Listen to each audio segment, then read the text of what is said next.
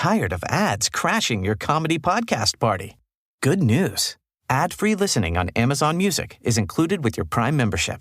Just head to amazon.com/ad-free comedy to catch up on the latest episodes without the ads. Enjoy thousands of Acast shows ad-free for Prime subscribers. Some shows may have ads. Wow. Nice. Yeah. What you're hearing are the sounds of people everywhere putting on Bombas socks, underwear, and T-shirts made from absurdly soft materials that feel like plush clouds. Yeah, that plush. And the best part? For every item you purchase, Bombas donates another to someone facing homelessness. Bombas. Big comfort for everyone. Go to bombas.com/ACAST and use code ACAST for 20% off your first purchase. That's bombas.com/ACAST. Code ACAST.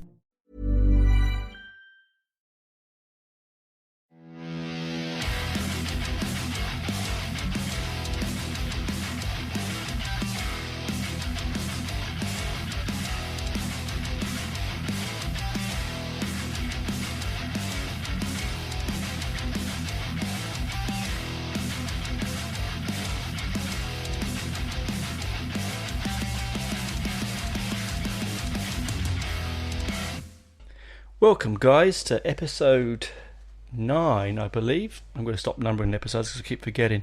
Anyway, this second part of my Halloween special, The Devil in Music, or The Devil in Heavy Metal, I should say. Last week we talked about the early forms of the dark side of music in jazz and in blues. This time round, and then we went into early heavy metal and into the heavy rock, and where it sat and the imagery.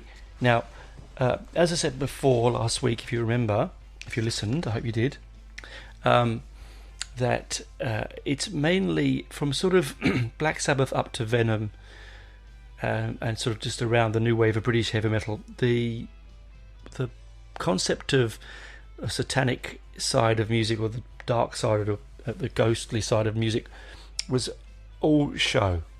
It's all show, it's all pretend, it's all shock value, to give them a semblance of differency, and also to give them a shock, and to sell more records, basically, because you know that the shock stuff sells. Anyway, so from sort of 1980 onwards, we then start looking at bands where it's a little bit more real, to be fair. Firstly, we sort of talk about King Diamond. Now, King Diamond was in a band called Merciful Fate, who were formed in 81 and played through to 84. They're a European. They're from Copenhagen, and they played some very very beautiful and very fun and exciting heavy metal. Because King Diamond, if you've ever seen a picture of him, I might put a picture up in the comments, where he's got white makeup, he's got inverted crosses on his face in black, and he sings with a very high falsetto voice. Now, he himself is actually a Satanist. He's on record quite open about it, that he genuinely dabbles within the satanic side of life. Now, that doesn't make him a bad person. I didn't really talk about this before, but Satanism isn't really a bad thing. It's a religion like anything else. It's not all about, sacrifice and evil. In fact, it's actually about, if you read any, I'm not saying read it and become one, but if you look at in interest and look at some of the writings of Anton LaVey and the Church of Satan, they were about looking after yourself and looking after other people. It's quite interesting. Anyway, so they make this music that's so as I said, he leaves. So King Diamond leaves to follow his solo career, and he makes one of the most important genre albums of them all, of this particular genre, of the sort of operatic black metal, and that's Abigail. It's like a concept album. It's a brilliant album. I highly recommend you go and check that one out. The thing about King Diamond's voice is it was falsetto and it was operatic. We hadn't got to the sort of the scary stuff yet. It was just about the lyrics, basically, and about his own personal views. So for a little while there, you had a mix. You had your Venom, and you had your Merciful Fate and your King Diamonds, and then something, I don't know, I think it's to do with the Satanic Panic. Now, a little warning here, it does deal with suicide themes. Probably should have said that at the beginning, but anyway, you can turn off now if you wish to. I'm not going to go deep into it, but in the early to mid 80s, a couple of American schoolboys took their lives for one reason or another. When you're doing that sort of thing, sadly, it's not going to be about the music you're listening to. Just be honest, it's much more deeper and sadly not as clear cut.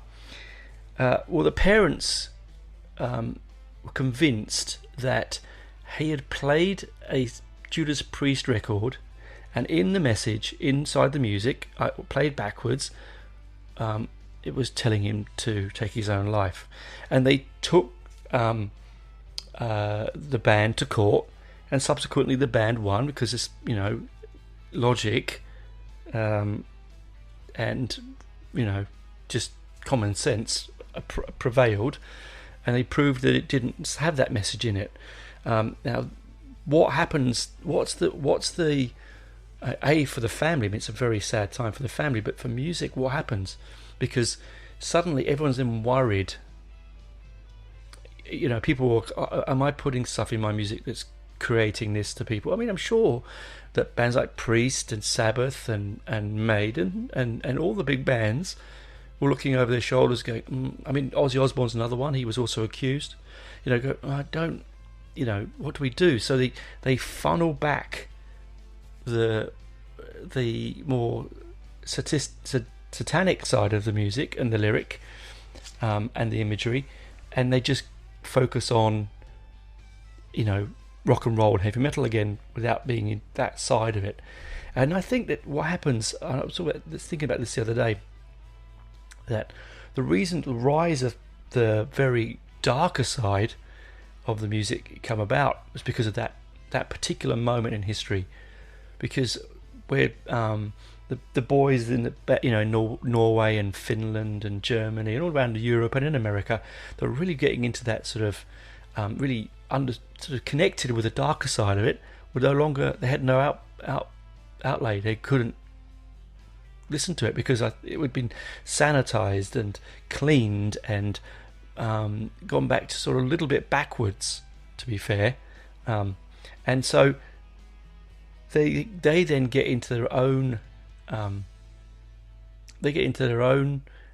world and want to start creating their own music, and they bring that darker side back to the music, but they bring it back in a much more evil way. And I said this back in a couple of podcasts back about black metal, and so I'm not going to go over it again, but they just created this genre and this bit where the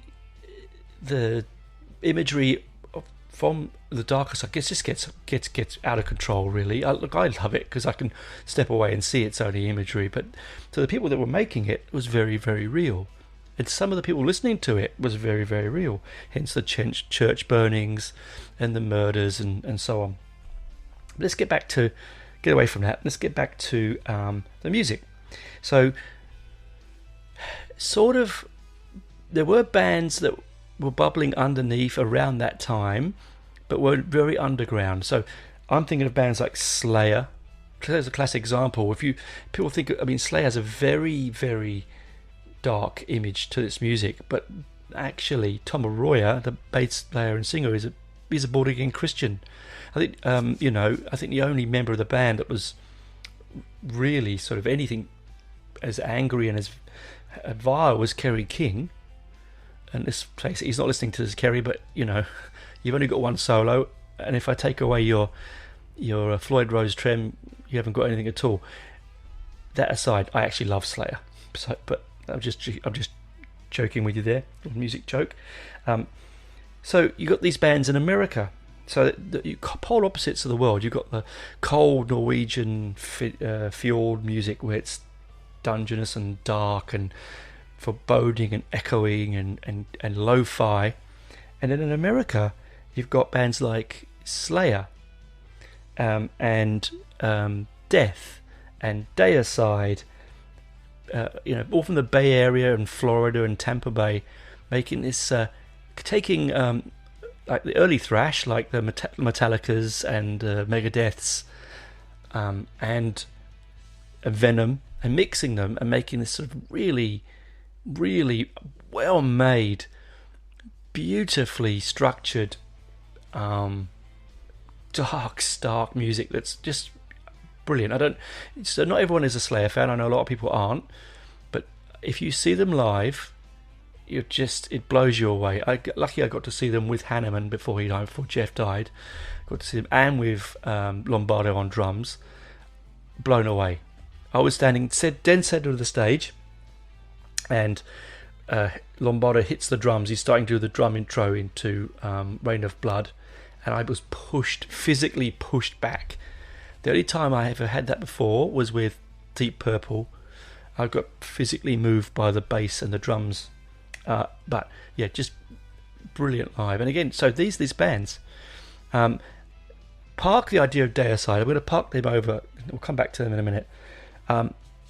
Slayer, for all their worth, I think musically they were more gifted than they like to be, and I think they, like Venom to some extent, and I'm going to say I love Venom, but I do. They painted themselves into a corner musically, and so if they wanted to get out and do something different, they were frowned upon and looked on as, hey, what's going on. Metallica do the same. I'm not a Metallica fan. Up to Cliff Burton's poor sad demise, brilliant. After that, not so much. I think they did the same thing when they did Lulu, and they wanted to do something musically different. And brave enough that they were, but the fans just wouldn't let them do it, and it just, it sort of, I think to some extent, ruined them.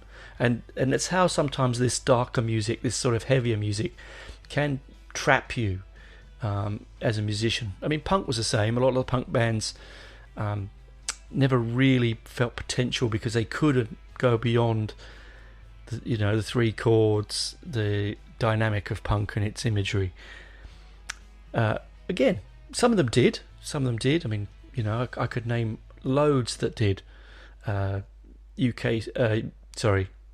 Undertones, The Damned, Stiff Little Fingers, the Stranglers. A lot of them did. But with the metal scene, a lot of them either just faded away or got stuck in this niche. Anyway, I'm going to go and get a cup of tea. I've been talking now for 12 odd minutes and rambling. Once I'll see you on the other side. And when we come back, we're going to talk about some of the bands that I've seen and some experiences I've had, but also some really interesting stories about how and what not to do when you're a black metal band. Okay, talk to you soon.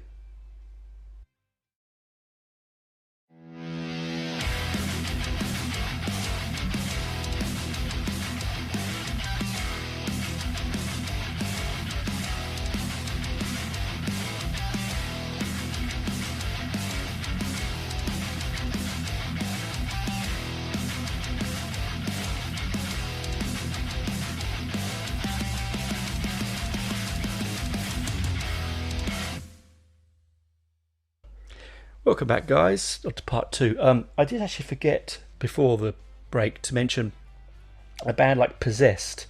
So Possessed were, I think, the sort of originators of the American sort of death metal and black metal scene. If any of you ever listen to any of their albums, you'll understand what I mean by that. They just are a corker of a band live. And their albums are amazing. They're mainly on Earache Records, and that says all, doesn't it? Most Roadrunner or Earache, they're the two big American metal labels, but you'll find Possessed on They're from the Bay Area as well, and they're named after a movie, actually, I believe, with Natasha Kinski in it. Fantastic movie. Anyway, they have their symbols, inverted crosses, devil and pentagrams, and they have songs that sort of incorporate that side, but they're also fun to listen to, whereas some of the Norwegian stuff, as I've mentioned to you before, is very impenetrable unless you're really, really trying very hard to get under its skin. It takes a bit of going. So continuing on, so we've moved from the mid-80s to sort of the 1990s when you got the Norwegian stuff going crazy over there, and then sort of bubbling just behind that and into from sort of mid 86, 87 onwards, you're getting your bands like your Slayers, but as I said, park this, your deicide, and if anyone of you doesn't know what that means, it means to kill God, okay, or a deity. Yes, lovely, isn't it? The lead singer, Glenn Benton. Now, I'm going to ask you all guys, if you don't know who he is, and some of you won't, Google him and see what he looks like. I've got, he's not going to listen to this, Glenn, so it doesn't matter, but I would have a look at a picture of him. He's not exactly the most intelligent-looking man. Now, what he did is he burnt an inverted cross into his forehead. Yeah, okay, it's going to say it all there, doesn't it, really? I don't care for them. I don't own any of their stuff. I have seen them live. And here's a funny story. So my old friend, Crazy Melvin, I've told you about him before. He had a mate, now don't ask me his name, but he was I think he was a promoter, and Deicide were playing at the Astoria, 89, 90, something like that. And those out there who know what tour that is, let me know, because I can't remember. Anyway, I got free tickets, and he said, do you want to go? And I was like, well, why not? Free tickets, I'll go. We didn't get backstage passes, and I'm sort of glad I didn't really. We turned up, and if you have been to the Astoria, it doesn't really exist in the UK anymore. Now, I think now it's a lesbian and gay bar now, I think. Well, it was when I was there last. Anyway, it used to be a nightclub there called The Web, which was a heavy metal nightclub, which I used to get into underage. It was really good. Anyway, so I'm there, picture this, I've queued up, I've got in. Now my Melvin's mate, was wearing a suit, and he had the backstage lanyard for it. And I was like, okay. Now I don't know who the support was. I couldn't tell you, to be honest. I can't remember. I probably could look it up, but I can't remember. Anyway, I'd had a few beers, and we're in there, and in front of the stage was wire mesh, like completely surrounding the stage, floor to ceiling. And I was thinking, what is going on? And this is before the internet, right? This is before you could just see videos of the night before and other gigs, and you had to get your information from magazines and from second-hand sources. I had no idea what was going on. All right, and of course, I'd only started really getting into this stuff because of Melvin. Now, Melvin was and is, if he's still with us, I haven't seen Melvin in 20 odd years, but he was a Satanist as well. Actually, he was crazy. That's why he was called Crazy Melvin, for a reason. Anyway, he was standing there and he's giggling, and I'm thinking, what are you giggling at? What's going on? He knew what was going to happen. He just knew. So on comes the band, and straight away, people started chucking bits of meat and so that was my phone, ignore that in the background, chucking lumps of meat at the stage, and pig's heads and innards. It was the most disgusting thing. I was at the back. After about 4 or 5 minutes of this, I just went to the bar. I was like, well, I'm going to the bar. Like, I'll go and sit at the bar. I'll go and sit at the bar. And I just watched the band from the bar. And, musically, they left me cold. The same when I saw Cannibal Corpse for the first time and only time in Sydney. I went because my mate's girlfriend wanted to go. We went. I could have left in 30 seconds. Just because it's heavy and hard and aggressive, and I love that, doesn't mean it's good. It had no melody. It's got no soul. It's got no rhythm. It's just atonal rubbish. And that's very much the same I find with Deicide. get me wrong, I could be wrong. There might be albums out there that if I go back down and listen to it, I might like. But anyway, I mean, he's an apocryphal tale, but apparently this is the kind of guy he is. He would sit on his deck of his house in the Florida swamps, and he would chuck puppies and kittens to the crocodiles, live ones. Anyway, well, it's apocryphal. Whether it's true or not, I don't know. Anyway, back to what I was saying. So you've got those bands coming through that are taking it a bit more seriously than ever before, and the Norwegian stuff bubbled away and dissipated, and became more radio friendly and less. I think they realised that to make money, and that's what they. I mean, let's be honest. We want to make music because we love to make music, but at the end of the day, we also need to make money because we need to feed ourselves and pay our rent and put our kids through school and all that sort of stuff. I thought, it's not making money. Well, they watered it down. No, not to everyone's fans, but liking, but they watered it down and they made it more interesting. And of course, from that comes many, many subgenres.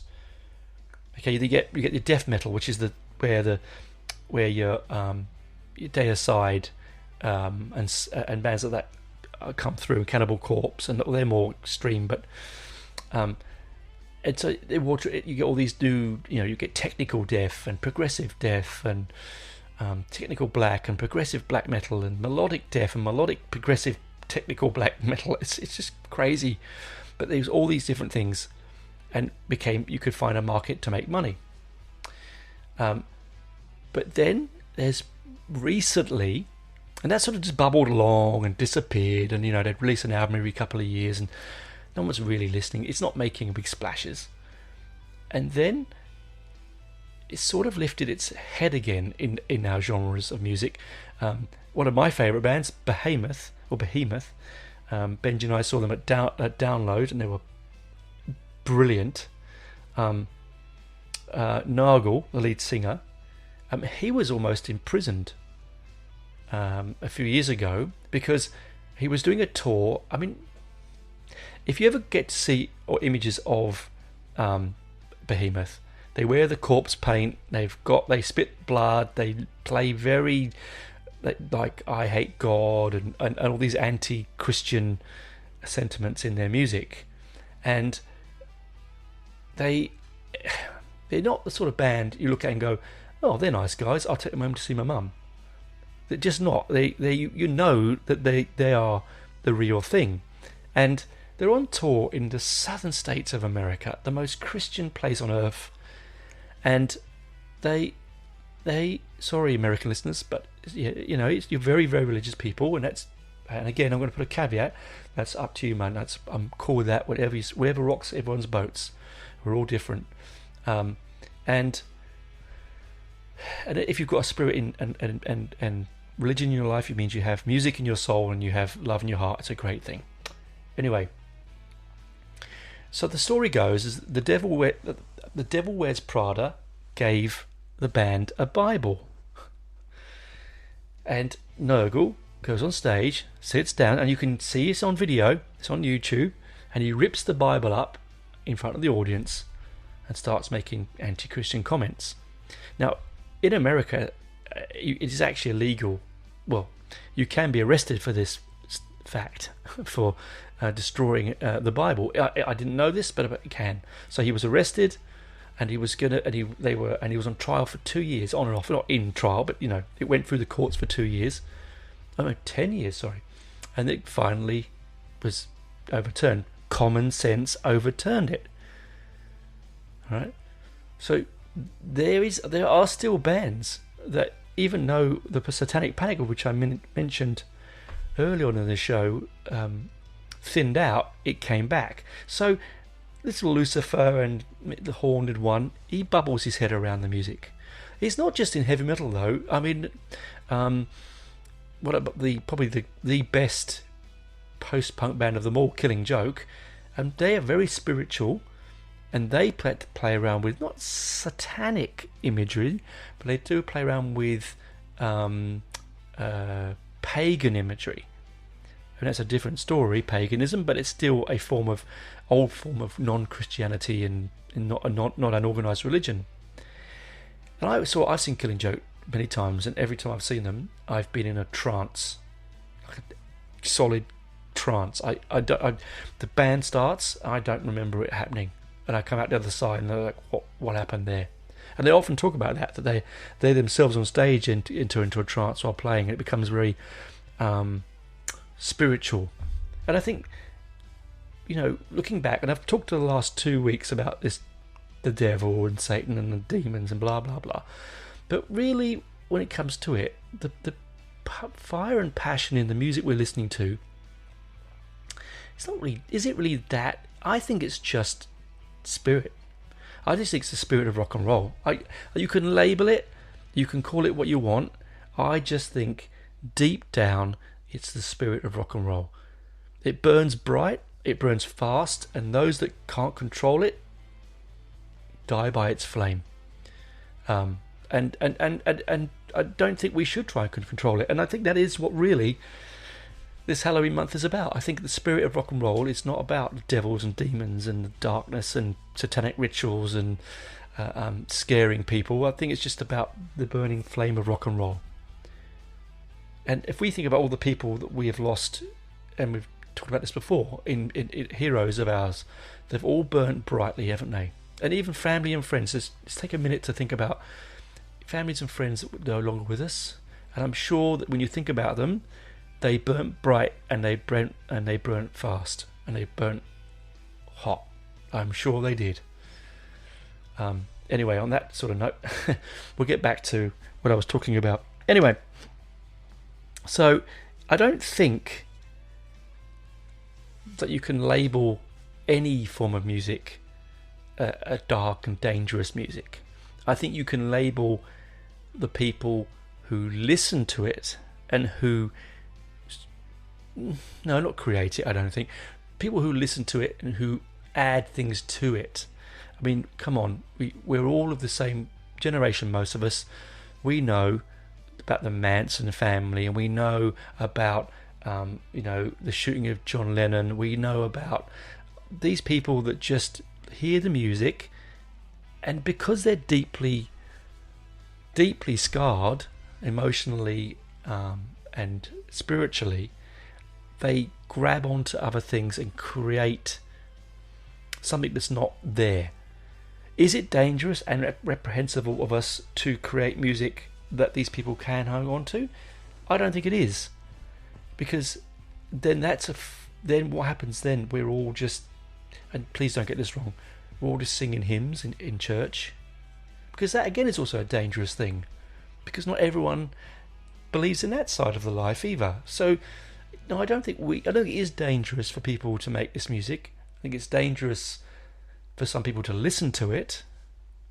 I think you have to be very strong in your own world and mind sometimes with some of it.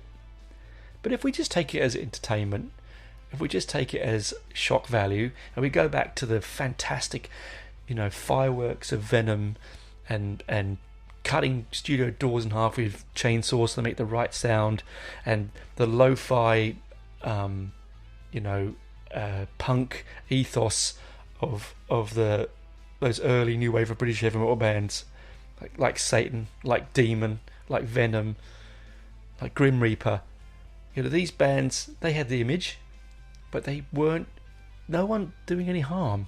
So on that note, I hope I've sort of covered off of some things. I've probably missed a few things here and there. I always do.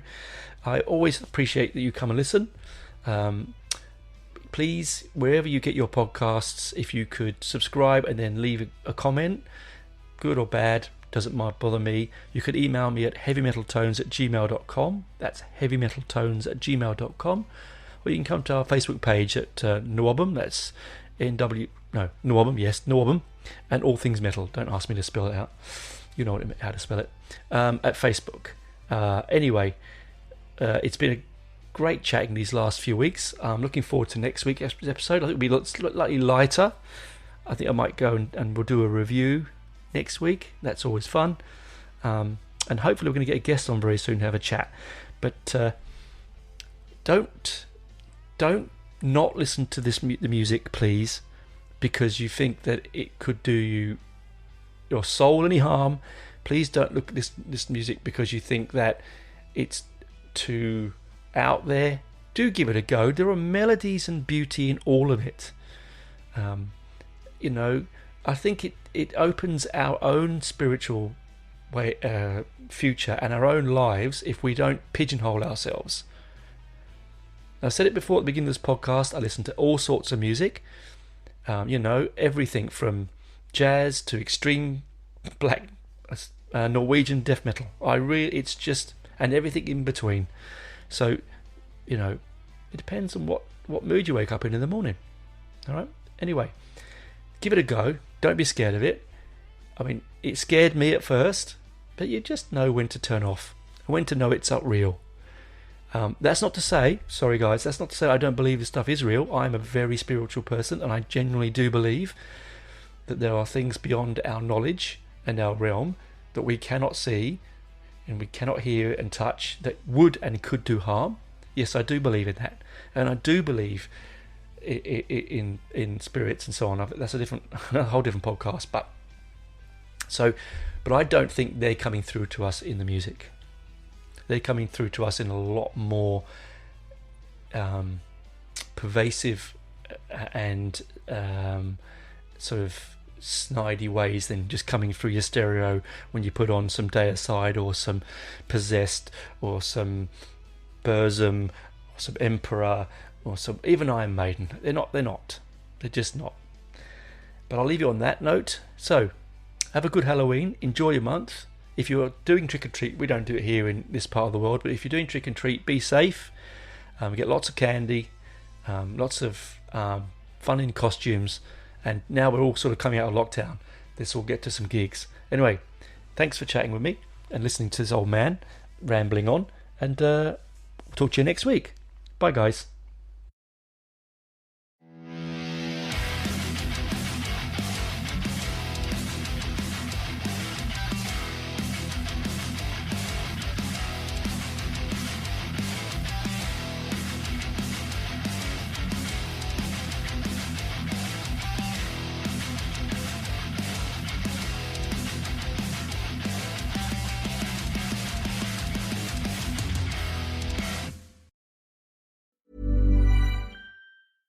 Tired of ads barging into your favorite news podcasts? Good news. Ad-free listening on Amazon Music is included with your Prime membership. Just head to amazon.com/ad-free news podcasts to catch up on the latest episodes without the ads. Enjoy thousands of Acast shows ad-free for Prime subscribers. Some shows may have ads.